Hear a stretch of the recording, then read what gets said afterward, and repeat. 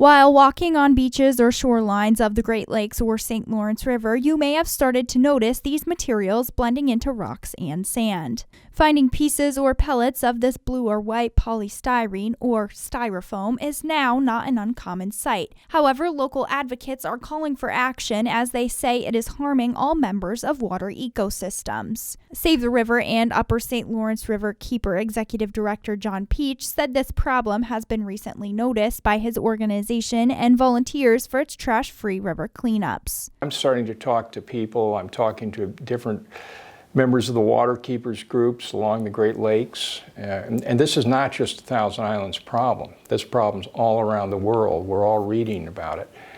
But locally, hopefully we can come up with some long-term solution.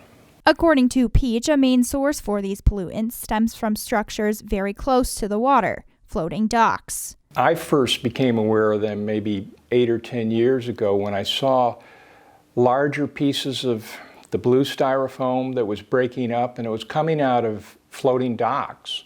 The particles then break down, they get beaten up by the waves and the ice and the natural erosion process, and they get to be smaller and smaller. And they are becoming part of the sand. They're showing up in the riprap and the rocks that are in the bulkheads and underneath.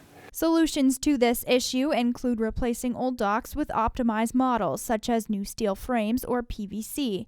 Additionally, Peach proposed ideas for cleaning these pollutants off the shorelines in the fall when the water levels are lower. However, he also suggested the best way to help mitigate this issue for the future. If you get a handful of these little pellets, frankly, to me, that's more exciting than one great big barrel, because every one of those pellets can go into a fish, can go into a bird, can go into a minnow. And as Peach has grown up on the St. Lawrence River, he praised local and national initiatives such as the Clean Water Act, but expressed that the plastic problem is what still needs work. We didn't know about plastics back then. We didn't know about, as Sherry Mason says, the perils of plastics. And now we're learning about it. And you know, for so many years, frankly, we thought this plastics problem was an ocean problem, and now we're seeing it right out there in the Great Lakes, and now we're seeing it right at our own docks, our own beaches. For ABC 50 Now in Watertown, I'm Isabella Colello. For more local news, go to informnny.com or download the ABC 50 mobile app.